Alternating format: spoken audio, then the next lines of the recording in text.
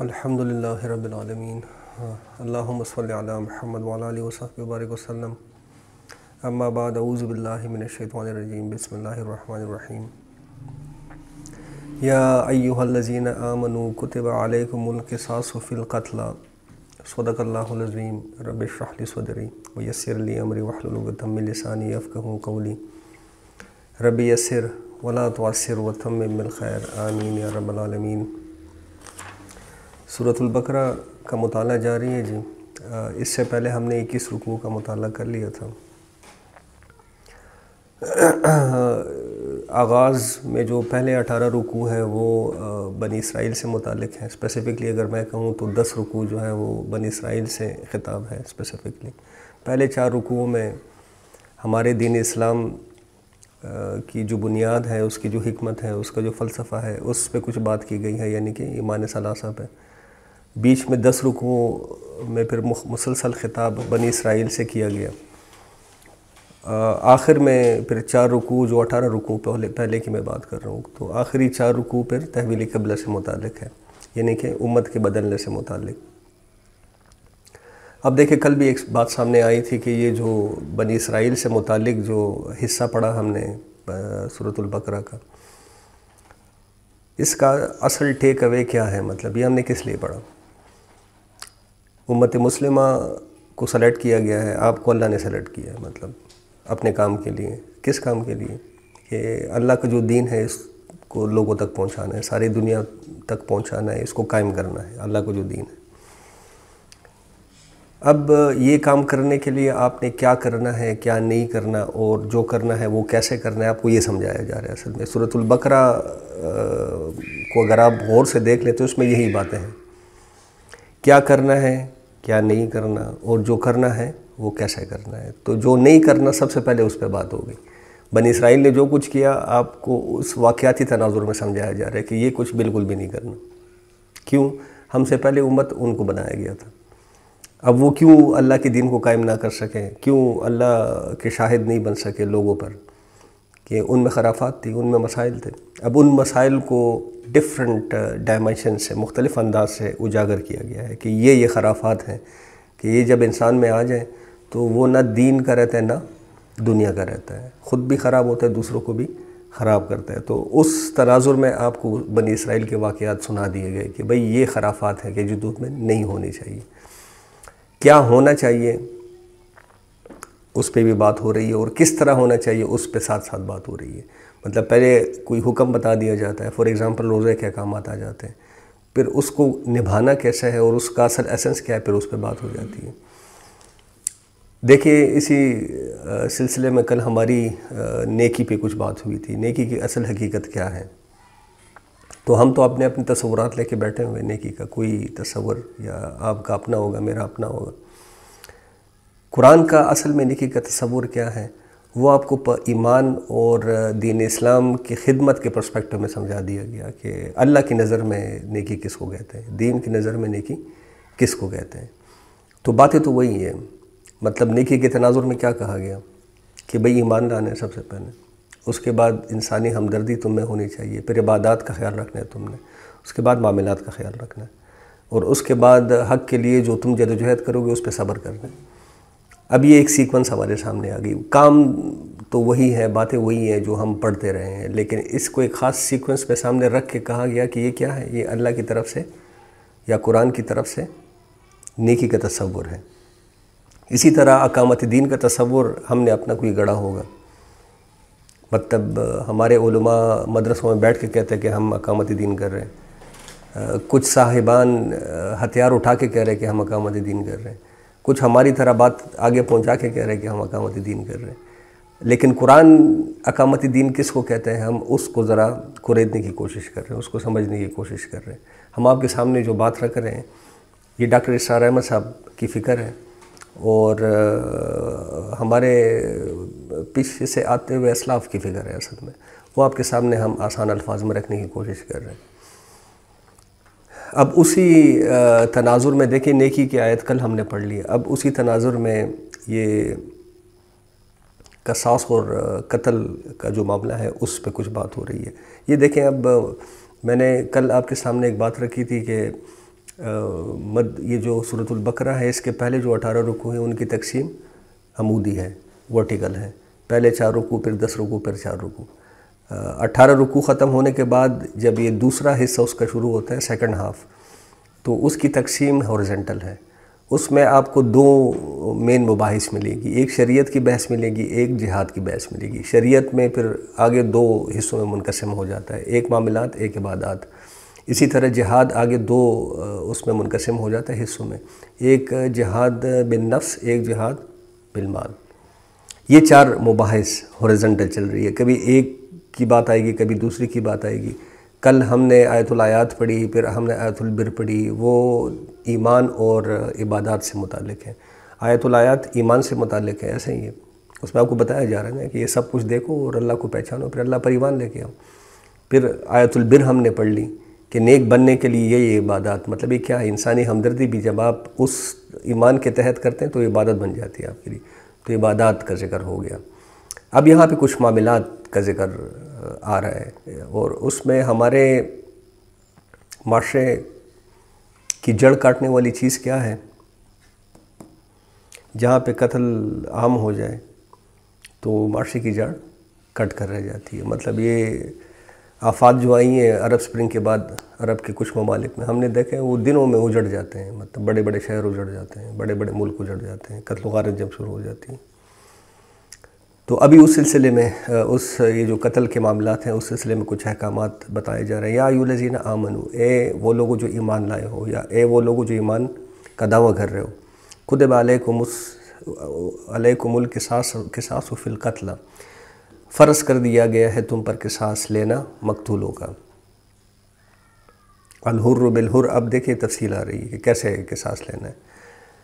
الحر بالحر، آزاد کے بدلے میں آزاد، کیا مطلب ہے اس کا؟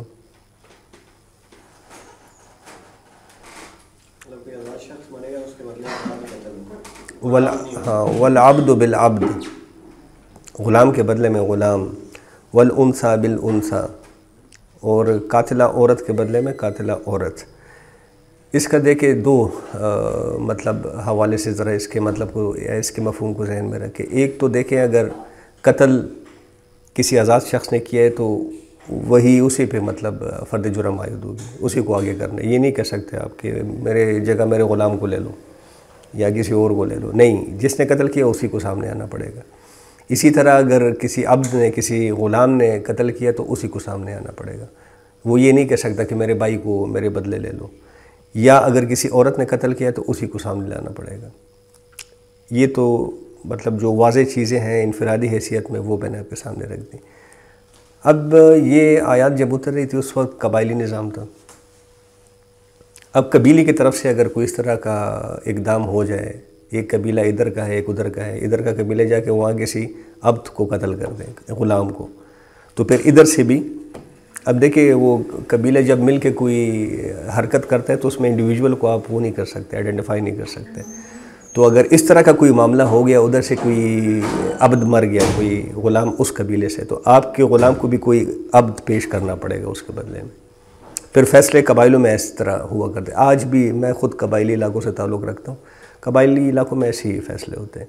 کسی آزاد بندے نے اگر کسی آزاد بندے کو آپ نے قتل کر دیا اس قبیلے میں سے، تو آپ کو پھر کوئی آزاد بندہ کھڑا کرنا پڑے گا سامنے، اور اسی طرح اگر کسی عورت کا قتل ہو گیا تو آپ کو کسی عورت کو سامنے لانا پڑے گا۔ اب دیکھیں اہل عرب میں چونکہ کئی رواج تھے، اب اسپیسیفکلی تو اہل عرب سے متعلق مطلب یہ ہدایت دی جا رہی ہے، عام طور پہ بھی دی جا رہی ہے لیکن اسپیسیفکلی اہل عرب کے لیے دی۔ اب وہاں پہ کئی رواج تھے اور کئی مختلف قسم کے معیارات پائے جاتے تھے وہاں پہ۔ اگر مثال میں آپ کے سامنے رکھوں کہ اگر کوئی اوسی کسی خزرج، یہ 2، ایک اوس کا قبیلہ تھا ایک خزرج کا قبیلہ تھا، اوس کے قبیلے اگر کوئی خزرجی کو قتل کر دیتا تو اس کا خون بہا مطلب 3 گنا ہوتا،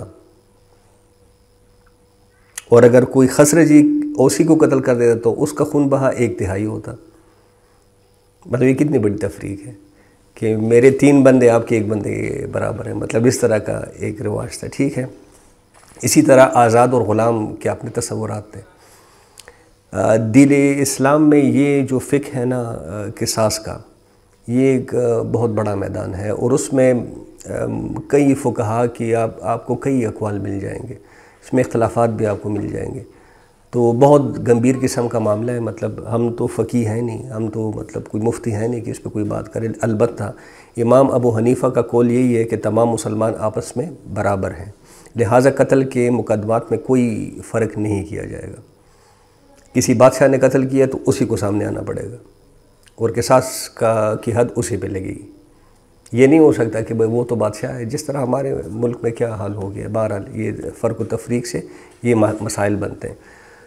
فمن عفی لہ ما اخیہ شیء، پھر معاف کر دیا جائے اس کے بھائی کی طرف سے اگر کچھ بھی اس کے لیے. مطلب اس کے بھائی سے کیا مراد کہ جو مقتول ہے وہ تو اب رہا نہیں، اب قصاص کی حد لگ گئی کسی بندے پہ.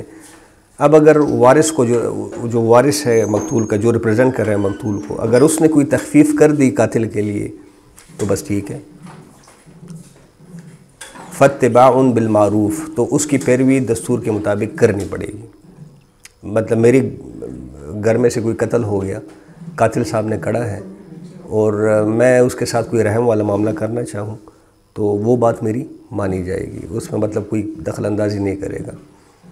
وَأَدَاءٌ إِلَيْهِ بِإِحْسَان، اور ادائیگی کرنی ہے اس سے دیت کے اچھی طریقے سے. مطلب یا تو میں معافی کر دوں کہ میں نے بس معاف کر دیا، یا میں خون بہا کا تقاضا کر لوں، تو پھر مجھے خون بہا احسن طریقے سے ملنا چاہیے، اس میں کوئی مسائل پر کسی کو نہیں ہونے چاہیے. ذَلِكَ تَخْفِيفٌ مِّن رَبِّكُمْ وَرَحْمَةٌ، یہ ایک سہولت ہے تمہارے رب کی طرف سے اور رحمت بھی ہے اس کی طرف سے. اب دیکھا اس کا رحمت ہونا تو بہت واضح ہے. وہ کس طرح کہ اگر یہ شکل نہ ہو، قصاص کی شکل اگر نہ ہو تو پھر قتل در قتل کا سلسلہ چل نکلے گا. لیکن اگر قتل کو سامنے لا کر، قاتل کو اگر سامنے لا کر کھڑا کر دیا جائے ان کے وارثوں کے کہ یہ وہ قاتل ہیں، اب آپ کی مرضی ہے، اس کو قتل کر لو، اس کو بخش دو، رحم کر لو، درگزر کر لو، یا خون بہا مانگ لو، یہ تینوں کنڈیشنز تمہارے سامنے. تو یہ اس میں جو بھی حد لگ جائے، لیکن دیکھیں قانون فالو ہو گیا تو اس سے کیا ہوگا، قتل در قتل کا یہ جو معاملہ یہ ختم ہو جائے گا، دشمنیوں کا سلسلہ یہ سمٹ جائے گا. تو رحمت کا پہلو تو اس میں بہت واضح ہے. تخفیف سے کیا مراد ہے؟ یہی کہ دیکھیں اللہ کی طرف سے تو قانون ریکمنڈیشن شریعت کی یہی ہے کہ اگر قتل جس نے کر لیا اس کے بدلے قتل ہونا ہے. ہاں اب اگر وارث یہ کہہ دے کہ نہیں میں نے خون بہا لینا ہے یا میں نے اس کو معافی کر دینا ہے تو یہ وہ تخفیف ہے، اللہ نے اس کو بھی قبول کیا ہے. اب اس میں ایک اور بات بھی نوٹ کر لیں، اب ہمارے ملک میں اگر قتل کا کوئی مقدمہ ہو تو اس میں مدعی کون ہوتا ہے نارملی؟ ریاست. یہ بالکل غلط قانون ہے.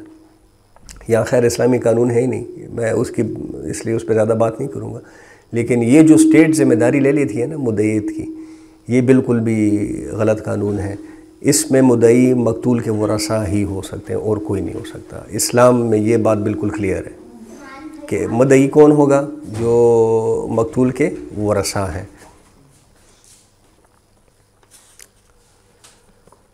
تو ذالک تخفیف من ربکم ورحمہ، یہ ایک سہولت ہے تمہارے رب کی طرف سے اور رحمت بھی ہے. رحمت کا پہلو تو بہت واضح ہے. تخفیف کیا ہے وہ بھی میں نے آپ کے سامنے بیان کر دی. فمن اعتدی بعد ذالک، پھر جس نے زیادتی کی اس کے بعد، فلہ عذاب علیم، تو اس کے لیے دردناک عذاب ہے. ولکم فی القصاص حیات یا اولی الالباب، اور تمہارے لیے قصاص میں زندگی ہے اے عقل مندو، اے ہوش مندو. اگر تم تھوڑا سا سوچو تو قصاص میں تمہارے لیے زندگی ہے. زندگی کیسے؟ بات آپ کے سامنے آ گئی ہے. یہ قصاص کا اگر قانون نہ ہو تو بس قتل آپ نے کر لیا، پھر ہمارے گاؤں میں جس طرح ہوتے ہیں ایک 100 سال کی دشمنی شروع ہو جاتی ہے. کبھی اس گھر کے 10 بندے مرے تو کبھی اس گھر کے 3 بندے مرے تو بس یہ پھر شروع ہو جاتا ہے.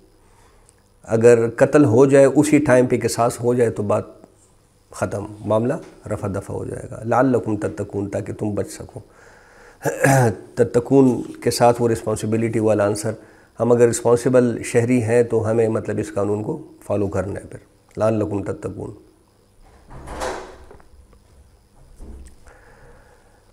کتب علیکم اذا حضر احدکم الموت، اور فرض کیا گیا ہے تم پر جب آ پہنچے تم میں سے کسی کی موت. یہ حضرہ جو ہے یہ دھمکنے کے اس میں آتا ہے، مطلب میں آتا ہے. تم میں سے جب کسی کی موت آ دھمکے تو اس پر فرض کیا گیا ہے۔ یہ کتبہ کا جو لفظ ہے، جہاں کوئی شے فرضیت یا واجب ہونے کے اس میں آئے گی، مقام پہ آئے گی، تو وہاں پہ یہ کتبہ کا لفظ استعمال ہوگا۔ اسی لیے قرآن میں شریعت کے لیے جو لفظ استعمال کیا گیا ہے وہ کیا لفظ ہے؟ الکتاب، دی شریعت، مطلب جو ہمارا ضابطہ حیات ہے اسلام کا، اس کو الکتاب کہا گیا ہے۔ اس میں شریعت خداوندی پوری کی پوری موجود ہے، اسی لیے اس کو الکتاب کہا گیا ہے۔ کتاب اور کتبہ کا لفظ فرضیت یا واجبیت کے لیے آتا ہے۔ تو تم میں سے جب کسی کی موت آ دھمکے تو اس پر فرض ہے، کیا فرض ہے یا اس پر واجب ہے؟ ان ترک خیرن الوصیہ، اگر وہ چھوڑ رہا ہو کچھ مال تو وصیت کرنا، مطلب یہ اس پہ فرض ہے کہ اگر اس کا کوئی مال جائیداد اگر وہ رکھتا ہے تو اس کی وصیت کرنا یہ اس پہ فرض ہے۔ کس کے لیے؟ للوالدین والاقربین بالمعروف، والدین اور قرابت داروں کے لیے دستور کے مطابق۔ معروف کیا مطلب؟ وہاں ہر معاشرے میں ایک معروف دستور ہوتا ہے، تو جو معروف دستور ہے اس کے مطابق اس کو وصیت کر لینی چاہیے۔ ابھی چونکہ قانونی وراثت نازل نہیں ہوا تھا، دیکھیں قانونی وراثت آگے جا کے مطلب وہ سورہ نساء میں ایک پورا جو قانونی وراثت ہے وہ نازل ہو گیا تھا، یہ ابھی اس سے پہلے کی بات ہے۔ اس میں اب یہ دیکھیں جس طرح شراب کے حرمت کے جو احکامات ہیں وہ تدریجاً آئے ہیں، ایک ہی ڈز میں نہیں آگے کہ بس چھوڑ دو۔ پہلے کچھ کہا گیا کہ اس میں نفع بھی ہے، اس میں نقصان بھی ہے، لیکن چونکہ اس کا نقصان اس کے نفع سے زیادہ ہے تو اسے دور رہنا چاہیے۔ پھر یہ کہا گیا کہ جب نشے کی حالت میں ہو تو نماز کے قریب مت جاؤ، مطلب اللہ نے ایک دروازہ بند کر دیا کہ نشے کی حالت میں میرے سامنے مت آؤ۔ اب جن میں ایمان ہے، جن میں اللہ کی محبت ہے، ان کے لیے یہ بات بھی کافی ہو جاتی کہ اب جن کے لیے یہ بات بھی کافی نہ ہوئی تو آخری درجے میں کیا کہا گیا کہ بس اب حرام ہے، اب جو بھی کرے گا تو ظلم کرے گا۔ اصل میں یہی معاملہ، یہ جو وراثت کے معاملات ہیں اس میں بھی تدریجاً یہ احکامات آئے ہیں، تو یہ پہلا حکم ہے۔ اب یہ ابتدائی احکامات ہیں، اور وہاں پہ اس وقت رواج کیا تھا اہل عرب میں کہ جو مر گیا اس کی ساری جائیداد اس کے بڑے بیٹے کو مل جایا کرتی تھی، اس کے بڑے بھائی کے سپرد کر دی جائے تھی، کیونکہ اب وہ بڑا ہے گھر کا تو بس وہی سنبھالے۔ اس میں کیا ہوتا تھا کہ اکثر و بیشتر معاملات ایسے ہوتے تھے کہ وہ سارا ہڑپ کر جاتے تھے، مطلب جو بڑا بھائی ہے وہ دنیا داری ہے نا، وہ کوئی فرشتہ تو نہیں ہے، تو وہ خود ہی سارا کچھ ہڑپ کر جایا کرتا تھا، اور باقی جو اس کے بہن بھائی یا رشتہ دار وہ ویسے ہی رہ جاتے تھے۔ تو اب یہاں پہ یہ ابتدائی حکم لگایا گیا، لیکن جس طرح میں نے آپ کو کہا کہ سورۃ النساء میں وہ جو احکامات ہیں وراثت کے وہ تکمیلی انداز میں جب ان کا نزول ہو گیا تو یہ آیت اب منسوخ سمجھی جائے گی، مطلب ہمارے علم کے لیے یہاں پہ رکھی گئی ہے۔ دیکھیں آپ کو پتہ ہونا چاہیے کہ ہمارے جو شریعت ہے اس کا بھی ارتقاء ہوا ہے، تو ارتقاء کیسے ہوا ہے تو یہ بات ذہن میں رہنی چاہیے۔ وہ اتنا بگڑا ہوا معاشرہ تھا کہ اس کو ایک جھٹکے میں ٹھیک کرنا ناممکن تھا، تو اس کو پھر یہ کہ تدریجاً ٹھیک کیا گیا ہے۔ تو یہ مطلب یہ جو جس آیت کو ابھی ہم پڑھ رہے ہیں یہ سورۃ النساء کے آیت کے بعد منسوخ سمجھی جاتی ہے۔ البتہ آپ صلی اللہ علیہ وسلم نے اپنی اس سنت میں ایک جز کو برقرار رکھا ہے۔ وہ ایک جز کیا ہے اس کو بھی سمجھ لیں کہ مرنے والا اپنے مال میں سے 1/3 کے لیے وصیت کر سکتا ہے، کسی کے لیے بھی 1/3 کی، مطلب 3 حصے مال کو کر لینا تو ایک جو تیسرا حصہ ہوگا اس کی وصیت بہرحال جس کا مال ہے وہ کر سکتا ہے اپنی زندگی میں، لیکن وہ وصیت پھر وراثت دار کے لیے نہیں کر سکتا، کیونکہ وراثت دار پہ تو وراثت کا قانون لاگو ہے۔ مطلب میرے والد صاحب انتقال کر گئے، ہم بچے ہیں، ہمارے بچوں کے لیے تو وراثت آلریڈی ڈیفائنڈ ہے، مجھے کتنا ملے گا، بھائی کو کتنا ملے گا، بہن کو کتنا ملے گا، تو مجھے وہ تیسرا حصہ جو ہے والد صاحب وہ مجھے نہیں دے سکتے۔ ہاں کسی اور کے لیے اس کا فیصلہ کر سکتے ہیں، اپنے ماں باپ کے لیے کر سکتے ہیں، اپنے بہن بھائیوں کے لیے کر سکتے ہیں۔ تو یہ جو ایک جز ہے اس سنت کا، یہ وراثت کی سنت کا، یہ دیکھیں یہاں پہ بھی یہی بات بتائی جا رہی ہے کہ مطلب مرنے والا جب موت کے قریب آ جائے تو اس کو وصیت کرنی چاہیے۔ تو اس وقت تو پورے کے پورے مال کی بھی وصیت کی جا سکتی تھی۔ اب جب کہ سورہ نساء میں وہ وراثت کے سارے قوانین آ گئے تو اس کا صرف ایک جز، مطلب اب پورے سے ہٹ کے 1/3 پہ بات آ گئی ہے کہ 1/3 کے سلسلے میں وصیت مرنے والا کر سکتا ہے۔ تو للوالدین وَالْأَقْرَبِينَ بِالْمَعْرُوفِ حَقًّا عَلَى الْمُتَّقِينَ، اور یہ لازم ہے، مطلب یہ حق ہے متقین پر، یہ لازم ہے متقین پر، یہ لازم ہے ان لوگوں پر جو اپنی رسپانسبلٹی کو جانتے ہیں، جو ذمہ داری لینے کے چکر میں ہیں، جو واقعی اللہ کی دین کی ذمہ داری لینے کے لیے تیار ہیں، ان کے لیے یہ حق ہے، یہ لازم ہے۔ فمن بدلہ بعد ما سمعہ، پھر جس نے بدل دیا وصیت کو اس کے بعد کہ اس نے سن لیا اسے، فإنما اثمہ علی الذین یبدلونہ، تو بے شک اس کا گناہ انہی پر ہے جنہوں نے وصیت کو بدلا۔ کوئی ہو سکتا ہے نا، کوئی مرنے کے قریب ہو، آپ اس کے ساتھ بیٹھے ہو، اس نے آپ کو کوئی وصیت کر دی، آپ نے اس کو چینج کر دی۔ اب اس طرف بات کی جا رہی ہے کہ جس نے وصیت سنی اور اس نے اس کو بدل دیا، تو پھر یہ ہے کہ اس کی جو ذمہ داری وہ کس پہ آئے گی؟ جس نے وصیت کو بدلا ہے۔ ان اللہ سمیع علیم، اس لیے کہ اللہ تو سننے والا بھی ہے سب سے بڑھ کر، اور کیا ہی اچھا وہ جاننے والا ہے، سب سے بڑھ کر جاننے والا ہے۔ فمن خاف من موص جنفا او اثما، پھر جو کوئی اندیشہ محسوس کرے وصیت کرنے والے سے طرفداری یا گناہ کا۔ اب یہ بھی ہو سکتا ہے، ایک طرف تو یہ بات ہو گئی نا کہ مرنے والے نے وصیت کی، میں نے اس کو بدل دیا، اس پر بھی بات ہو گئی۔ دوسری طرف دوسری ایک ڈائمنشن آپ کو بتائی جا رہی ہے کہ ہو سکتا ہے جو مرنے والا ہو وہی تعدی پر آ جائے، مطلب زیادتی پر آ جائے، اپنے بچوں کو چھوڑ کے کسی اور کو سارا مال دینے کے چکر میں پڑ جائے۔ تو اگر اس طرح کا کوئی ڈر ہو فَأَصْلَحَ بَيْنَهُمْ، تو پھر وہ صلح کرا دے ان کے درمیان۔ وہ سے مراد جو بھی بیچ میں اب ہے، جو اپنے آپ کو ایماندار سمجھتا ہے، جو اپنے آپ کو صحیح مسلمان سمجھتا ہے، پھر اس کو چاہیے کہ مرنے والے اور اس کے جو گھر والے ہیں ان کے بیچ کوئی صلح کرا دے۔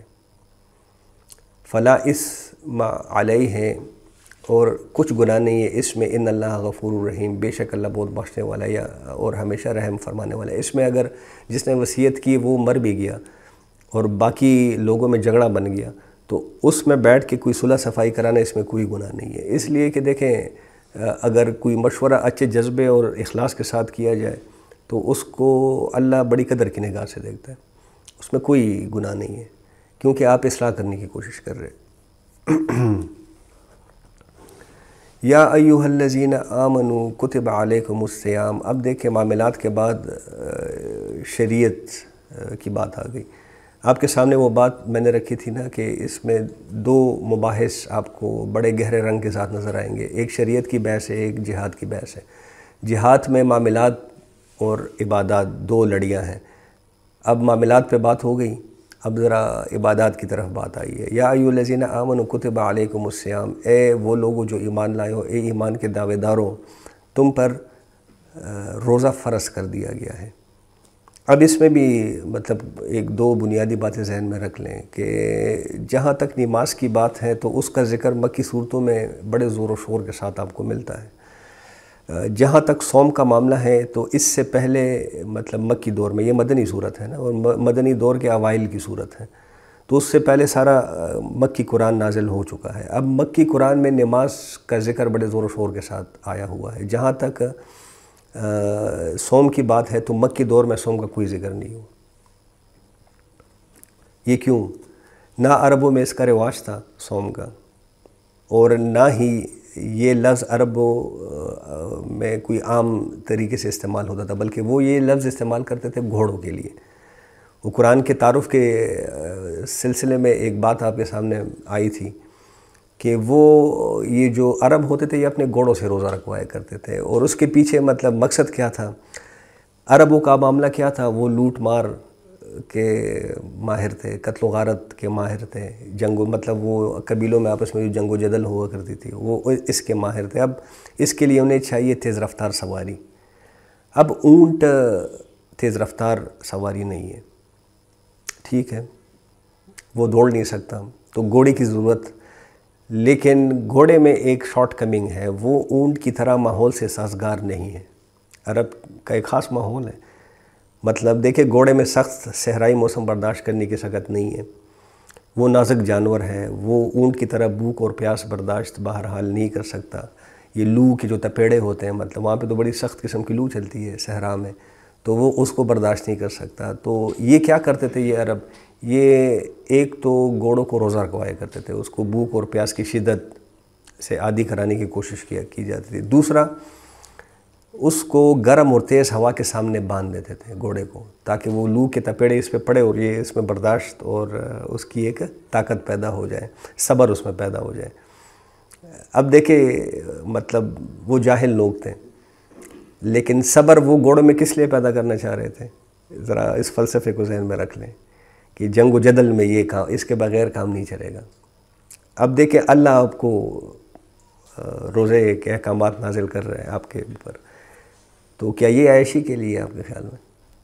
مطلب دیکھیں یہ اس کے اولین مخاطب کون تھے قرآن مجید کے؟ اہل عرب، ان کی سمجھ کے مطابق یہ قرآن اترا ہے۔ تو مطلب یہ صوم سے وہ جو مراد لیتے تھے، ہم نے بھی اب وہی مراد لینی ہے صوم سے، کہ یہ اصل میں ایک تمہید ہے۔ کس کے لیے؟ اس جہاد کے لیے جس میں ہم قدم رکھنے جا رہے ہیں۔ تو اس کو آپ ذہن میں رکھ لیں، کیوں؟ تاکہ عین جنگ کے موقع پہ قدم نہ اکڑ جائیں۔ اس کیس میں گھوڑوں کے اور اس کیس میں ہمارے۔ ایک طرح سے تیاری بھی کرائی جا رہی ہے کہ یہ جو رستہ ہے اس میں بھوک اور پیاس آ سکتی ہے۔ ایگزیکٹلی، عرب میں سرائی علاقہ ہے۔ کل ہم نے وہ آیت پڑھ لی تھی، وَلَنَبْلُوَنَّكُمْ بِشَيْءٍ مِّنَ الْخَوْفِ وَالْجُوعِ وَنَقْصٍ مِّنَ الْأَمْوَالِ وَالْأَنفُسِ وَالثَّمَرَاتِ، پرسوں بلکہ پڑھی تھی۔ تو دیکھیں وہ اب جو میں یہ کہہ رہا ہوں نا کہ سورہ بقرہ کا اصل ٹیک اوے ہمارے لیے کیا ہونا چاہیے؟ ہمارے ذمہ ایک کام آ گیا ہے اللہ کی طرف سے، اب اس کو کیسے کرنا ہے، اس میں کیا کرنا ہے کیا نہیں کرنا، اور جو کرنا ہے وہ کیسے، یہ سارا اصل میں سورہ بقرہ کا موضوع ہے۔ تو اسی طرز تخاطب میں ہم سے بات ہو رہی ہے اصل میں۔ تو یہ معاملہ تھا۔ اچھا، اب مکی دور میں اس لیے صوم کا ذکر نہیں ہوا، لیکن یہ جب مدینہ میں آ گئے، مدینہ میں کون رہتے تھے؟ یہود رہتے تھے۔ اب یہود میں یہ روزے کا جو وہ تھا، یہ تھا مطلب وہ روزہ رکھتے تھے۔ ایک تو وہ عاشورہ کا روزہ رکھتے تھے۔ کیوں؟ عاشورہ کے دن کیا ہوا تھا؟ آزادی ملی تھی ان کو فرعون سے، اس کے عذاب سے آزادی ملی تھی۔ تو پہلے درجے میں یہ صوم کا حکم آیا، اور پہلے درجے میں صوم کا یہ جو حکم آ رہا ہے یہ کیسے آ رہا ہے کہ مہینے میں 3 روزے رکھنے ہیں۔ وہ ابیت کہتے ہیں نا اس کو، ایام بیز، وہ مہینے کے جو 3، 13واں، 14واں، 15واں روزہ جو ہوتا ہے، یہ اس وقت اس میں اختلافات ہیں، ٹھیک ہے، لیکن بعض علماء کچھ اور بات کرتے ہیں کہ یہ جو احکامات ہیں یہ بھی اصل میں رمضان کے روزوں کے حوالے کے احکامات سے جڑے ہوئے احکامات ہیں، لیکن بعض علماء کا خیال ڈیفرنٹ ہے کہ نہیں، پہلے مہینے میں 3 روزوں کا، مدینہ میں جب شروع میں ہجرت ہو گئی تو اس وقت 3 روزوں کا اہتمام کرتے تھے نبی کریم صلی اللہ علیہ وسلم اور صحابہ کرام۔ تو یہ زیادہ تر مطلب علماء کا خیال یہ ہے کہ یہ وہ 3 روزوں والی جو بات ہے یہ اس کی طرف یہ احکامات آئے۔ تو بہرحال یہ احکامات آئے، پھر یہ ہے کہ کچھ عرصے کے بعد رمضان کے باقاعدہ وہ آگے جا کے بات اور بھی کھل جائے گی۔ کچھ عرصہ اس طرح گزر گیا، پھر کچھ عرصے کے بعد رمضان کے روزوں کا باقاعدہ حکم آ گیا۔ کیوں؟ اس میں بھی حکمت یہی تھی کہ اگر ایک دم سے 1 مہینے کے روزوں کی بات ہو جاتی تو لوگ بدک جاتے، لوگ گھبرا جاتے ہیں۔ جس طرح شراب کے حرمت کے احکامات میں اگر ایک دم سے کہہ دیا جاتا کہ بس چھوڑو اس کو تو شاید مسئلہ ہو جاتا، مطلب لوگ بدک جاتے شاید، لیکن تدریجاً چونکہ دماغ میں بات بیٹھتی گئی تو آخر میں انہوں نے مان ہی لیا اس حکم کو۔ اسی طرح ان کو دماغی طور پر، ذہنی طور پر تیار کیا گیا کہ مہینے کے 3 روزے، اور اس کے بعد تھوڑا عرصہ آگے جا کر رمضان کے پورے مہینے کے احکامات آ گئے۔ ہاں، پہلے گیئر میں ڈالنے کی بات ہو رہی ہے اصل میں، لعلکم تتقون، تاکہ تم کما کتب علی الذین من قبلکم، یہ اسی طرح تم پر روزوں کو فرض کیا جا رہا ہے جس طرح کہ تم سے پہلے لوگوں پر فرض کیا گیا تھا، لعلکم تتقون، تاکہ تم تقوی اختیار کرو، تاکہ تم رسپانسبل بنو، اپنے رسپانسبلٹیز کو پہچانو۔ یعنی کہ وہ جنگ کے لیے گھوڑوں کو تیار کروا رہے تھے روزے رکھ کے، تمہیں اپنے آپ کو تقوی کے لیے تیار کرنا ہے کہ بھوک کو قابو میں رکھ سکو، شہوت کو قابو میں رکھ سکو، پیاس کو برداشت کر سکو۔ جہاد میں یہ تمام سختیاں آئیں گی۔ اب دیکھیں اصل میں مقصد وہی ہے، یہ تمام سختیاں گھر بیٹھے تو نہیں آنی نا، مطلب گھر میں آپ کو کیا بھوک آنی ہے، کیا پیاس آنی ہے، آپ نے کیا صبر کرنا ہے، یہ تو جب میدان میں قدم رکھیں گے تو یہ سارا کچھ آئے گا۔ تو لعلکم تتقون، تاکہ تم وہ تقوی اختیار کر سکو کہ جنگ میں تمہارے پیر اکھڑنے نہ پائیں۔ ایک جو یاد آ رہی ہے آپ جی کو، شاید بہت سارا میں دیکھی ہوگی، ایک وہ انڈیا میں ایک عورت تھی ہندو، وہ جو کہہ رہی تھی نماز جو اجان ہوتی ہے تشریح ہوتی ہے، اس میں وہ بات کر رہی تھی کہ جو مسلمان روزہ رکھتے ہیں وہ اس لیے رکھتے ہیں تاکہ جب یعنی روزے کی بھوک برداشت کریں اور کل کو جب جہاد کریں تو اس میں وہ بھوک یعنی ان کا اسٹیمنا بڑھائے۔ ہاں، یعنی یہ اسے تو سمجھ آ گئی ہے لیکن بہت سارے مسلمانوں کو رکھ کے نہیں سمجھ۔ تمام مسلمانوں کو شاید یہ بات سمجھ نہیں آتی۔ میں وہ کیا بتا رہا ہوں، ہمارے روزہ ہمارے لیے ایک روایت بن چکی ہے، اور بس زیادہ تر لوگ کہ جو اذان کی آواز آتی ہے اللہ اکبر، تو اس کا مطلب یہ ہے کہ یہ سارے دیش پر قبضہ کرنا چاہتے ہیں آتنکوادی۔ ہاں، مطلب دیکھیں ایسنس تو اقامت کے ساتھ وہ جوڑ ہی ہے اس کو۔ تو میں اسی لیے کہہ رہا ہوں نا، یہ جہاں پہ بھی اقامت الصلاۃ کا ذکر آتا ہے، جہاں بھی آپ قرآن میں دیکھیں گے نماز ادا کرنے کا حکم نہیں ہے، نماز قائم کرنے کا حکم ہے۔ اب اس کا بڑا کوئی بنیادی ایک ربط ہے اقامت دین کے ساتھ، لیکن ہمیں تو یہی سمجھ نہیں آ رہی کہ اقامت صلاۃ کیا ہے، مطلب ہم اسی ایک ایسنس کو نہیں سمجھتے۔ اسی طرح ہم روزے کے ایسنس کو نہیں سمجھتے کہ اصل میں روزہ کا مقصد کیا ہے۔ ہندو سمجھ گئی، ہم شاید قیامت کے دن سمجھ جائے، وہ قرآن میں جس طرح آتا ہے نا کہ اس دن سب کو سمجھ آ جائے گی، لیکن پھر سمجھ آنے کا کوئی فائدہ نہیں ہوگا وہاں پہ۔ تو بہرحال یہ بات یہ کہ روزے کا مقصد جو ہم بار بار کہہ رہے ہیں کہ کیا ہونا چاہیے اصل میں روزے کا مقصد، یہ اگلے رکوع میں واضح ہو جائے گی۔ اگلا رکوع میں کیا ہو رہا ہے؟ جہاد اور قتال کا کی فرضیت کا ذکر آ رہا ہے کہ اب تم پہ، اب دیکھیں یہ ذہناً تیار کیا گیا اور آگے جا کے عملاً تیار کیا جائے گا اب، تو یہ بات وہاں پہ جا کے بہرحال واضح ہو جائے گی۔ یعنی روزے کی گفتگو تمہیداً کی جا رہی ہے، اصل میں تو قتال مقصد ہے، اس طرف ابھی بات جائے گی۔ اچھا، لعلکم تتقون ایاما معدودات، اب یہاں سے وہ بات یہ دیکھیں، یہ جو علماء جس میں اصلاحی صاحب بھی شامل ہے، جس میں مودودی صاحب بھی شامل ہے، جس میں ڈاکٹر صاحب بھی شامل ہیں، وہ اس آیت کو سامنے رکھتے ہیں ایام معدودات، مطلب یہ چند دنوں کی بات ہے۔ یہ جو معدودات کا جو استعمال ہے، ایک ہے معدودہ کا لفظ کہیں کے لیے آتا ہے، مطلب وہ اس میں مطلب سینکڑوں بھی آ سکتے ہیں فگر۔ معدودات کا جو مفہوم آتا ہے نا اس میں، وہ 9 سے کم پہ اس کا اطلاق ہوتا ہے اصل میں، 9 سے کم پر ایام معدودات۔ اب 9 سے کم ہی ہوتے ہیں اصل میں۔ اب یہاں اس کو وہ اپنی دلیل بناتے ہیں کہ یہاں سے یہ دلیل ہے کہ یہ اصل میں شروع میں احکامات جو آئے تھے وہ ماہانہ 3 روزوں کے لیے آئے تھے، ایام معدودات۔ یہاں پہ عام ترجمہ آپ کے گنتی کے چند دن، اصل میں گنتی کے چند دن تو صحیح ہے، لیکن یہ لحاظ رکھنا پڑے گا کہ مفہوم اس کا عربی معدودات کا کیا ہے، 9 سے کم پہ اس کا اطلاق ہوتا ہے، 9 سے زیادہ پہ اطلاق ہی نہیں ہوتا۔ فمن کان منکم مریضا او علی سفر، پھر ہو جو تم میں سے مریض یا سفر کی حالت میں ہوں، فعدۃ من ایام اخر، تو وہ اپنی گنتی پوری کر لیں دوسرے دنوں میں۔ وعلی الذین یطیقونہ فدیۃ طعام مسکین، اور جو طاقت نہیں رکھتے روزہ رکھنے کی، ان کے لیے کیا وہ ہے پھر کہ وہ ایک مسکین کو کھانا کھلا دیں۔ اب دیکھیں یہ جو مسکین کو کھانا کھلا دے والا، یہاں پہ تو یہ مبرہن بتا دیا گیا کہ اگر کوئی شرعی عذر نہ بھی ہو، اب دیکھیں یہاں پہ طاقت کی بات کی گئی ہے، کوئی شرعی عذر نہ بھی ہو، بیمار بھی نہ ہو، لیکن آپ بس نہیں رکھنا چاہتے روزہ، تو آپ کے لیے وہ کیا ہے کہ فدیہ دیں۔ آپ کے لیے چھوٹ اسی میں ہے کہ آپ فدیہ کریں، اور کیا فدیہ کریں، ایک مسکین کو آپ کھانا کھلا دیں۔ لیکن جب روزے کے احکامات آ گئے تو یہ آزادی ختم ہو گئی، وہاں پہ پھر شرعی ضرورت ہے۔ اگر آپ شرعی کوئی عذر رکھتے ہیں تو پھر ٹھیک ہے، آپ مسکین کو کھانا کھلا دیں۔ اگر کوئی شرعی عذر نہیں تو آپ کو رکھنا پڑے گا، اور اگر شرعی عذر کے بغیر آپ نے ایک بھی روزہ چھوڑ دیا تو کیا ہوگا، پھر 60 روزے رکھنے پڑیں گے۔ تو یہ 3 دنوں والے احکامات میں یہ کھلی چھوٹ تھی کہ اگر آپ نہیں رکھنا چاہتے تو بس ٹھیک ہے، کسی مسکین کو کھانا کھلا دو، لیکن جب رمضان کے احکامات آ گئے تو اس میں یہ چھوٹ ختم ہو گئی۔ تو جو نہیں رکھ سکتا پھر رمضان کے روزے تو وہ کھانا کھلا دے مسکین کو. فمن تطوع خیرا فہو خیر لہ، اور جو خوشی سے کرے کوئی نیکی تو وہ بہتر ہے اس کے لیے. کیا مراد ہے اس سے؟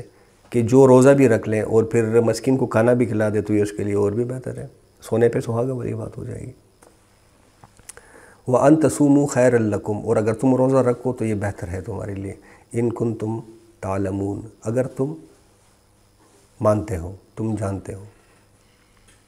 جو تقویدار ہوگا وہ جانتا ہوگا، جو شعوری ایمان لائے گا اللہ کے دین پر وہ جانتا ہی ہوگا. پھر ہوائی ایمان والا شاید نہ جانے.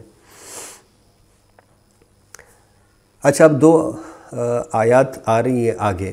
یہ تو وہ سینیریو اپنے ذہن میں رکھ لیں. یہ پہلے جو احکامات ہیں یہ وہ مہینے کے جو 3 روزے ہیں یہ اس سلسلے میں یہ احکامات آئے. اب آگے جو 2 آیات آ رہی ہیں یہ خاص رمضان کے روزے سے متعلق ہے. مطلب اس کی حکمت کیا ہے، اس کی غرض و غایت کیا ہے. پھر ایک طویل آیت آئے گی، اس میں احکامات آئیں گے پورے کے پورے کہ اس کی ٹائمنگ کیا ہونی چاہیے، اس میں کیا حلال ہے کیا حرام ہے، کیا کرنا چاہیے کیا نہیں کرنا چاہیے. تو یہ 2 آیات جو اب آگے آ رہی ہیں یہ خاص رمضان المبارک کے روزے کے حوالے سے آ رہی ہے. شہر رمضان الذی انزل فیہ القرآن. اب دیکھیں سب سے پہلی جو اس کی افادیت یا اہمیت ہے وہ کیا ہے کہ رمضان وہ مہینہ ہے جس میں کہ نازل کیا گیا قرآن کو. ہدی للناس، اور یہ کیا ہے قرآن؟ یہ لوگوں کے لیے ہدایت ہے. وبینات من الہدیٰ، اور اس میں واضح ہدایت موجود ہے. جو اس سے ہدایت اخذ کرنا چاہے، لینا چاہے. والفرقان، اور یہ فرقان بھی ہے. فرقان کس کو کہتے ہیں؟ جو حق اور باطل میں تفریق پیدا کرتے ہیں. مطلب بالکل واضح تفریق کہ یہ حق ہے اور یہ باطل ہے. فمن شہد منکم الشہر فلیصمہ، پس جو پائے تم میں سے اس مہینوں کو. فمن شہدہ کا کیا مطلب ہے؟ کہ جو شاہد بن جائے رمضان کے مہینے پر، مطلب جو پالے رمضان کے مہینوں کو تو اس کو کیا چاہیے کہ اس کو چاہیے کہ وہ پورے مہینے کے روزے رکھے. پھر ومن کان مریدن، اب دیکھیں اب اس کے احکامات آ گئے. اب اس میں کیا ہونا ہے؟ فمن کان مریدن، اور پھر ہو جو بیمار تم میں سے، او علی سفر، یا سفر پر، فعدۃ من ایام اخر، تو گنتی پوری کرے بعد میں. یرید اللہ بکم الیسر، اللہ تم پر آسانی کرنا چاہتا ہے. ولا یرید بکم العسر، اور وہ تم پر مشکل نہیں لانا چاہتا، وہ تمہارے لیے کوئی مشکل پیدا نہیں کرنا چاہتا.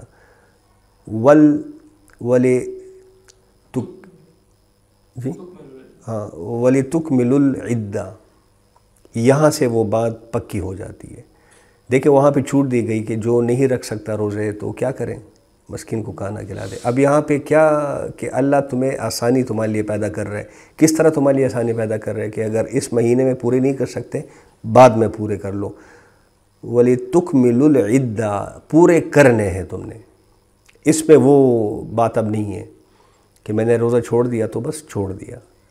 نہیں، چھوڑ دیا تو 60 روزے پھر رکھنے یا 60 مسکین کو کھانا کھلانا ہے. پھر وَلِتُكَبِّرُوا اللَّهَ عَلَى مَا هَدَاكُمْ، اور تاکہ تم بڑائی کا اظہار کرو اپنے قول اور اپنے عمل دونوں سے اللہ کے لیے اس پر کہ اس نے ہدایت دی ہے تمہیں. وَلَعَلَّكُمْ تَشْكُرُونَ، اور تاکہ تم شکر ادا کرو. اب دیکھیں یہ روزے کی جو غرض و غایت ہے، مطلب یہ آیات پڑھ کے کچھ جو سمجھ میں بات آتی ہے کہ انسان 2 چیزوں کا مرکب ہے اصل میں. کیا کیا چیزیں ہیں جی؟ ایک یہ وجود حیوانی ہے جو ہمیں نظر آ رہا ہے، اور ایک وہ روح ربانی ہے جو ہمارے اندر پھونکی گئی ہے. اب وجود حیوانی ہمیں زمین کی طرف کھینچتا ہے، مطلب اس کے جتنے بھی تقاضے ہیں وہ زمین سے بہرحال پورے ہوتے ہیں. ہماری جو روح ربانی ہے یہ ہمیں حق کی بلندیوں کی طرف کھینچتی ہے. اب وجود کی جو ضرورتیں ہیں، جو تقاضے ہیں، وہ ساری جیسا کہ میں نے آپ کے سامنے بات رکھی زمین سے پورے ہو رہے ہیں. تو یہ جو ہمارا وجود ہے یہ کھنچتا ہے زمین کی طرف. جہاں تک ہماری روحانی وجود کی بات ہے تو اس کو تقویت کیا شے دیتی ہے؟ اللہ کا قرب. یہ قرآن اللہ کا قرب. نماز ہم کس لیے پڑھتے ہیں؟ اللہ کا قرب حاصل کرنے کے لیے. تو اس کی اصل میں جو اگر میں ٹو کٹ اٹ شارٹ کہ ہماری یہ جو روح ہے اس کی غذا کیا ہے؟ اللہ کا قرب.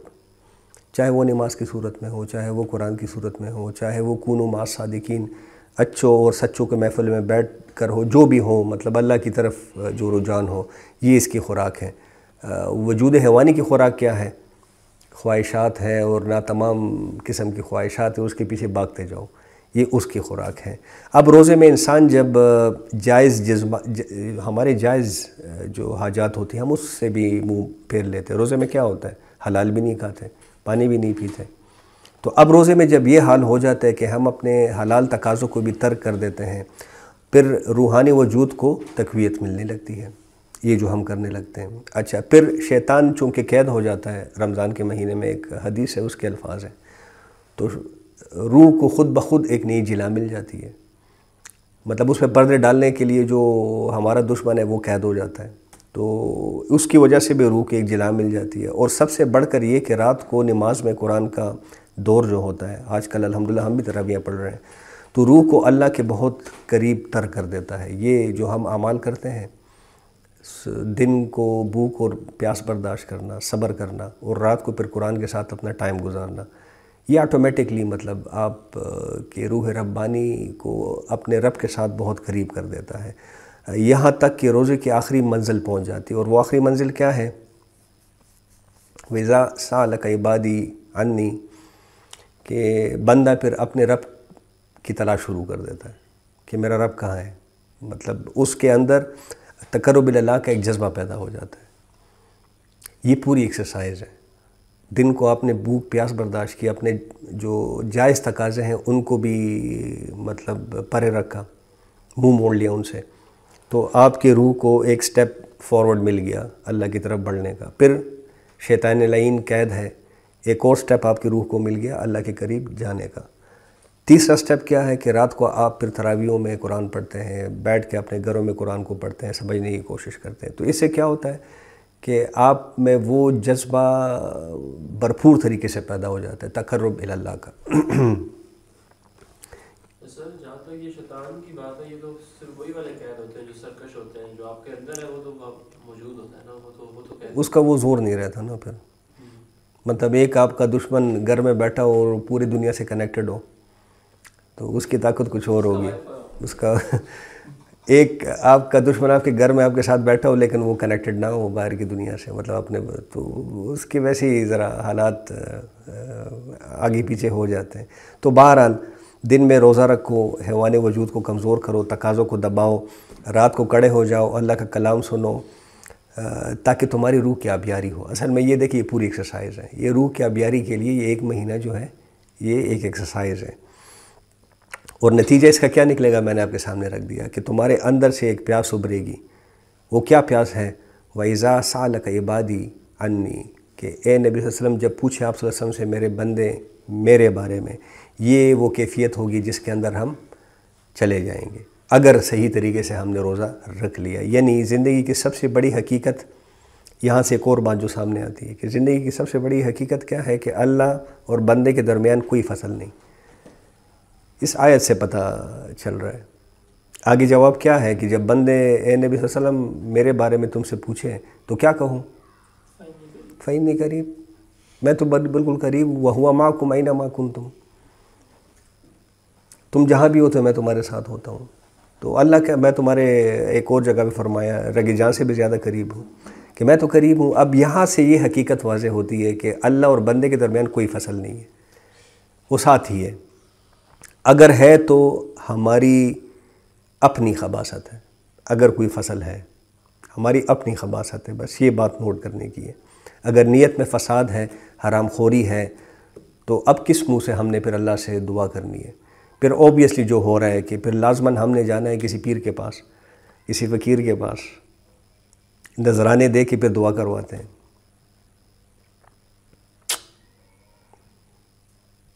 کیوں؟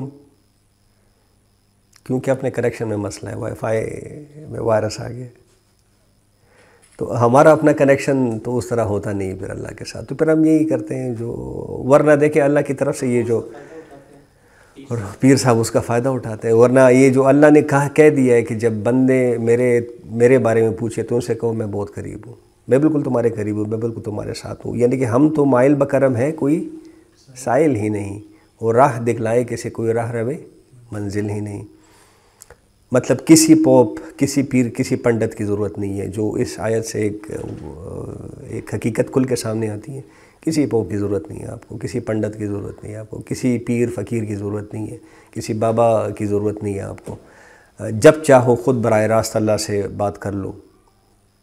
اب اس سے بڑا حق اور کیا ہو سکتا ہے؟ انسان کو ملا ہے، اللہ نے یہ حق انسان کو دیا ہے۔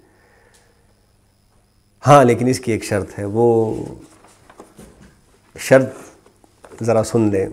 فإنی قریب، میں تو قریب ہوں۔ اجیب دعوت الدعاء اذا دعان، میں قبول کرتا ہوں دعا ہر پکارنے والی کی جب بھی وہ پکارتا ہے مجھے۔ لیکن کیا؟ فَلْيَسْتَجِيبُوا لِي، پس انہیں یہ چاہیے کہ وہ میرا کہا مانے۔ مطلب میں تو ہر پکارنے والی کی پکار کو سنتا ہوں، سنتا ہی نہیں جواب بھی دیتا ہوں۔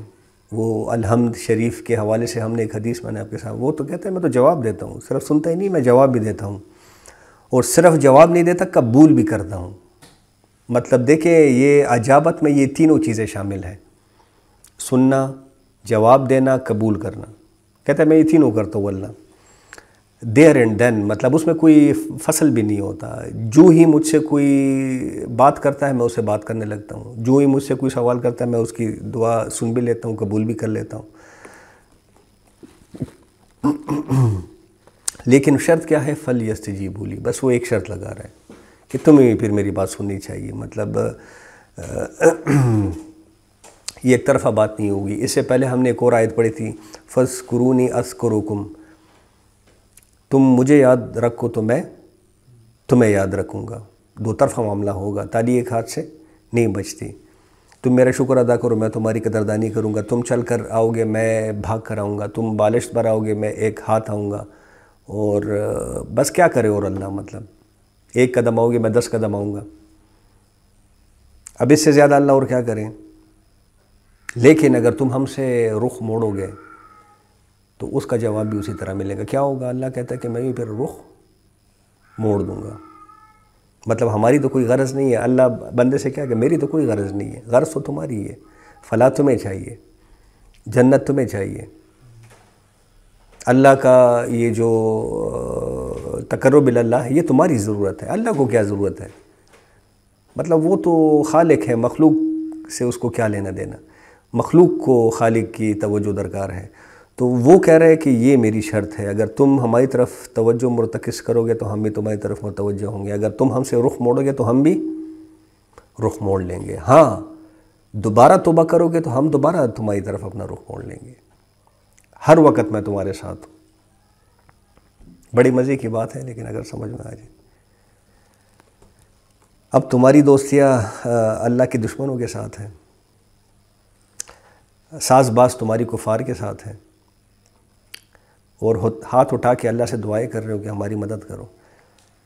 اب دیکھیں اس سے بڑی بے وقوفی آپ کے خیال میں اور کوئی ہو سکتی ہے؟ تو اصل میں یہ جو ہماری آج دعائیں قبول نہیں ہو رہی، ہمارے حال پہ یہ جو کوئی رحم نہیں کر رہا، اللہ کیا رحم کرے ہیں؟ مطلب ہم خود اپنے آپ پر ظلم کر رہے ہیں، تو ساری دنیا ہم پہ ظلم کر رہی ہے۔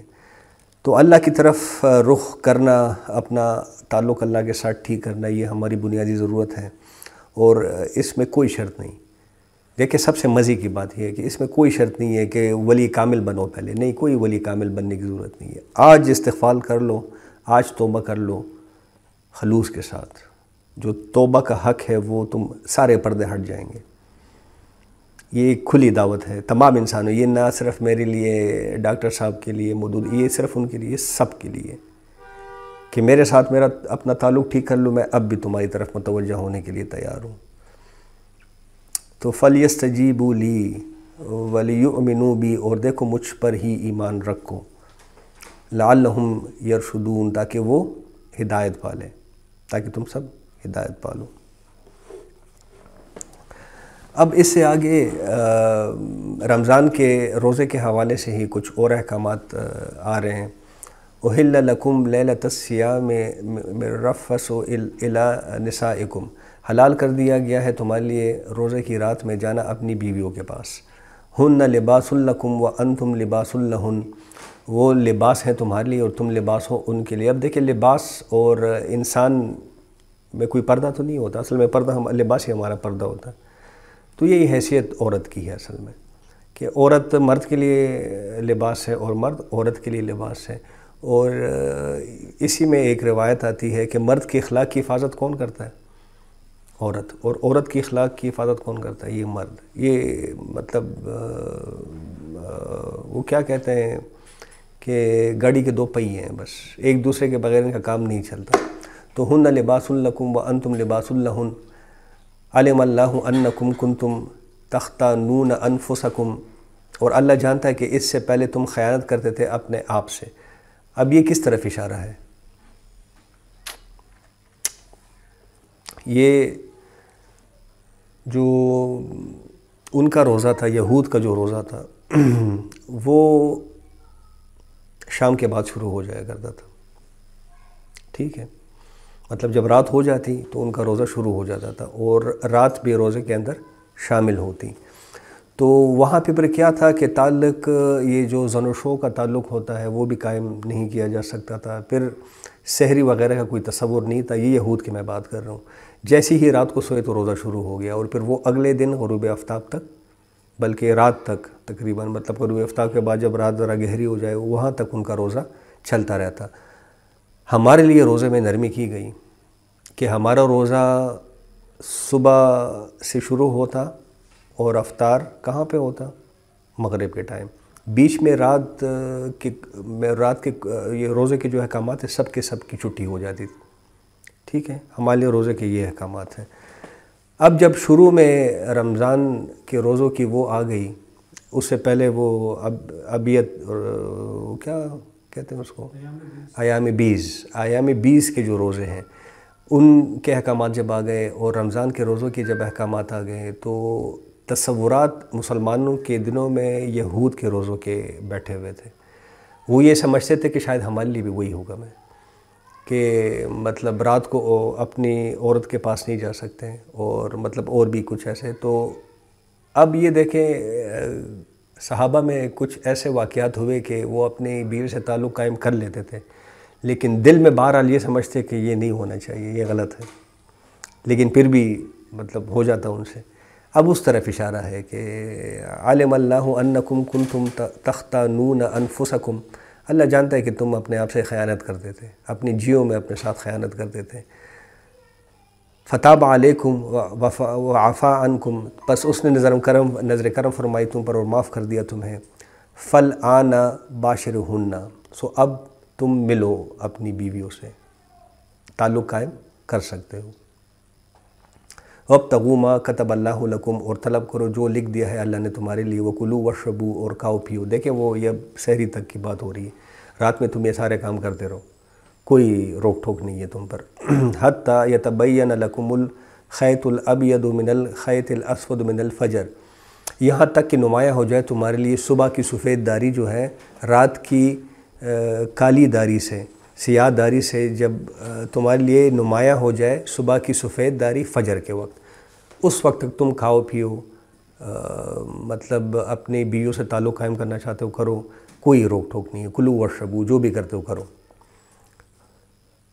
ثم اتموا الصیام الی اللیل، پھر پورا کرو روزہ رات تک۔ اب دیکھیں اب رات میں ہم جو حنفی مسلک کے ہیں یا اور بھی جو مسالک کے ہیں، ہم تو یہ کرتے ہیں کہ غروب آفتاب ہو جائے، اذان ہو جائے مغرب کی، تو ہم روزہ افطار کر لیتے ہیں۔ اس میں البتہ اہل تشیع چونکہ یہاں پہ یہ لیل کا ذکر آیا کہ پھر تم روزہ پورا کرو رات تک، تو وہ ذرا اندھیرے کا انتظار کرتے ہیں، اس لیے فقہ جعفری ہم سے 10 منٹ لیٹ ان کے لیے اذان ہوتی ہے، 10 یا 15 منٹ لیٹ ان کی اذان ہوتی ہے۔ وَلَا تُبَاشِرُوهُنَّ وَأَنْتُمْ عَاكِفُونَ فِي الْمَسَاجِدِ، اور نہ ملو اپنی بیویوں سے جب کہ تم اعتکاف کے اندر بیٹھے ہوں مسجدوں کے اندر، یا آخری 10 دن کا جو اعتکاف ہوتا ہے اس کے دوران منع فرمایا گیا ہے کہ اس دوران پھر یہ ہے کہ مطلب بیویوں کے ساتھ تعلق تم قائم نہیں کر سکتے۔ تلک حدود اللہ، یہ اللہ کی حدود ہیں، فلا تقربوها، تو ان کے قریب بھی مت بھٹکو۔ تقربوہا قرب سے نکلا ہے، قرب کا مطلب ہے نزدیک یا قریب. تو دیکھیں اس میں بھی حکمت ہے. یہ نہیں کہا گیا کہ ان حدود تک مت جاؤ، اس کے قریب بھی مت بھٹکو، کہ قریب جاؤ گے تو اس میں پڑھنے کا اندیشہ بڑھ جاتا ہے. کذالک یبین اللہ آیاتہ للناس، اسی طرح واضح فرماتا ہے اللہ اپنی آیات کو لوگوں کے لیے لعلہم یتقون، تاکہ وہ بچ سکیں اللہ کی نافرمانی سے، تاکہ وہ اپنی رسپانسبلٹی پوری کر سکیں. اب دیکھیں یہاں پہ روزے کی غرض و غایت پہ ہم نے کچھ بات کر لی کہ اس کی غرض و غایت کیا ہے. اصل میں جہاد کے لیے تیاری، ٹھیک ہے. کس جہاد کے لیے؟ جو ایک مسلسل جہاد ہے، مطلب مومن کے 24 گھنٹے جہاد میں گزرتے ہیں، وہ ہر لمحہ جہاد کے اس میں ہوتا ہے. ہر لمحہ اس کے سامنے 2 ڈائمنشنز ہوتی ہیں، ادھر جاؤں کہ ادھر جاؤں. اس نے ایک فیصلہ کرنا ہوتا ہے. اس میں اگر صبر نہیں ہوگا تو وہ کبھی بھی اچھے اور ٹھیک ڈائریکشن کو چوز نہیں کر سکے گا، وہ ہمیشہ غلط ڈائریکشن پر جائے گا. تو یہ جو زندگی کا جہاد ہے، اس کے لیے یہ 1 مہینہ تمہاری ٹریننگ ہے. یہ غرض و غایت ہو گئی، مقصد روزے کا. اب اس کا لٹمس ٹیسٹ کیا ہے؟ مطلب کہ ہم کب سمجھیں گے کہ روزے نے ہم میں وہ چینج پیدا کر دی ہے جو اللہ ہم میں پیدا کرنا چاہتا ہے.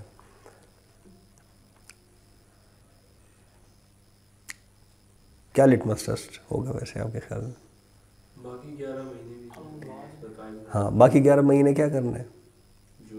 عقل حلال اور عمل حلال، نہ غلط سوچنا ہے نہ غلط عمل کرنا ہے.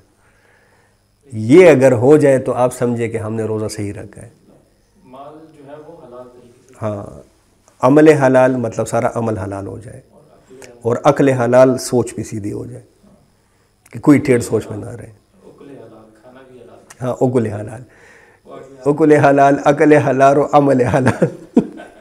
یہ تینوں یہ لٹمس ٹیسٹ ہے اصل میں.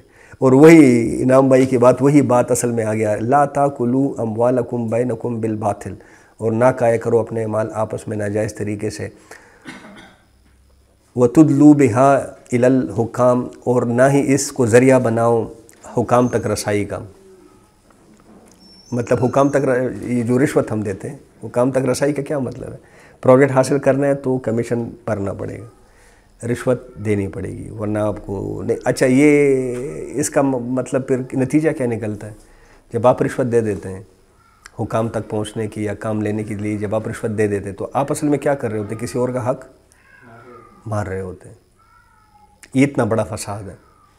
لوگوں نے بڑا آسان اس کو بنا دیا کہ یار کمیشن ہے، اس میں کیا جاتا ہے، اس کے بغیر تو گزارا ہی نہیں ہوتا. لیکن یہ اتنا بڑا ظلم ہے جو معاشرے کے اندر پیدا ہو جاتا ہے کہ آپ کسی کا حق کسی اور کو پر دیں. ایز آفسر میں بات کر رہا ہوں، میں تو ٹیبل کی اس سائڈ پہ بیٹھا رہا ہوں تو مجھے پتہ ہے سر جی کہ آپ پبلک منی کی بات کر رہے ہیں. کسی اور کا حق کسی اور کو دے دینا ہے بڑا آسان. مطلب ایک سٹک آف دا پین والی بات ہوتی ہے نا، کہ ایک ڈس دو بس بات ختم. لیکن ساتھ میں کتنا بڑا ظلم کر رہے ہیں آپ، اس کی کوئی حدود و قیود بھی نہیں ہے. تو وَتَدْلُوا بِهَا إِلَى الْحُكَامِ، اور اس کو ذریعہ نہ بناؤ حکام تک رسائی کا. کس لیے؟ لِتَأْكُلُوا فَرِيقًا مِّنْ أَمْوَالِ النَّاسِ بِالْإِثْمِ، تاکہ تم کھا سکو کچھ حصہ لوگوں کے مال کا گناہ کے ساتھ. بالکل واضح بات ہے، اس میں کوئی دو رائے نہیں ہے. وَأَنْتُمْ تَعْلَمُونَ، جانتے بوجھتے. اب یہی ہوتا ہے اصل میں. جو شخص اس معیار پر آ جائے، اب دیکھیں ایک معیار سامنے، لٹمس ٹیسٹ سامنے رکھ دیا. جو شخص اس معیار پر آ جائے باقی 11 مہینوں میں تو وہ متقی ہے. اس نے اپنی رسپانسبلٹی پہچان دی ہے، وہ رسپانسبل بن گیا ہے بس. ورنہ حرام کھاتے جاؤ آپ والی بات، اور نماز اور روزوں کی تعداد میں اضافہ کرتے جاؤ، تو یہ تقویٰ تو نہیں ہے، حرام خوری ہے اصل میں. قرآن اس کو حرام خوری کہتا ہے. اب یہ آیت یہاں پہ کیوں بیچ میں لائی گئی ہے؟ مطلب دیکھیں ایک طرف روزے کے احکامات آ گئے، آگے مطلب اب اس کے جہاد کے اور قتال کے احکامات آنے، بیچ میں اس آیت کو رکھا گیا ہے. جیسے کہ آپ کے سامنے ایک بات آ گئی ہے، روزے کی حکمت کا نقطہ عروج کیا ہے؟ وَإِذَا سَأَلَكَ عِبَادِي فَإِنِّي قَرِيبٌ. اسی طرح انسان میں تقرب اللہ کی ایک طلب پیدا ہو جاتی ہے، یہ اس کا ہے نا، روزے کی حکمت کا نقطہ عروج یہ ہے. اسی طرح احکام صوم کا کلائمیکس کیا ہے؟ احکام صوم جو آپ یہ سارے احکامات، یہ سارے پیکج، یہ سارے پروسیجر کو اکٹھا کر، اس کی اہمیت کیا ہے آپ کی زندگی میں؟ یہ آیت، تاکہ آپ اس لیول پر آ جائیں کہ آپ غلطی سے بھی یہ نہ سوچیں کہ میں کسی کا حق کا لوں گا. جب آپ سوچیں گے نہیں تو آپ رشوت کیا دیں گے؟ روزے کی حالت میں ہر وقت ہمارے سامنے اللہ رب العزت کی ذات رہتی ہے. ایگزیکٹلی. تو وہ پورا ایک مہینہ اس ہی پریکٹس میں ہمارا گزرتا ہے، صبح سے لے کے رات تک. الحمدللہ جی. تو سحری سے لے کے رات تک، تو وہ پریکٹس پراپر پریکٹس بن جاتی ہے. اگر بندہ صحیح طریقے سے روزے رکھ لے تو وہ روٹین بن جاتی ہے. بالکل. اور وہ روایت میں یہ بھی آتا ہے نا کہ 40 دن آپ ایک کام تواتر کے ساتھ کر لے تو عادت اس پہ ڈھل جاتی ہے، اس کام پہ ڈھل جاتی ہے. تو 30 روزے ہیں اور ساتھ میں 10 دن اور گزارا کر لے تو ہو سکتا ہے 11 مہینے آپ کی اسی طرح گزر جائے. آج بہرحال اسی پہ اکتفا کرتے ہیں. اقول قولی ھذا واستغفر اللہ لی ولکم ولسائر المسلمین والمسلمات. جزاکم اللہ خیر. کوئی سوال ہو تو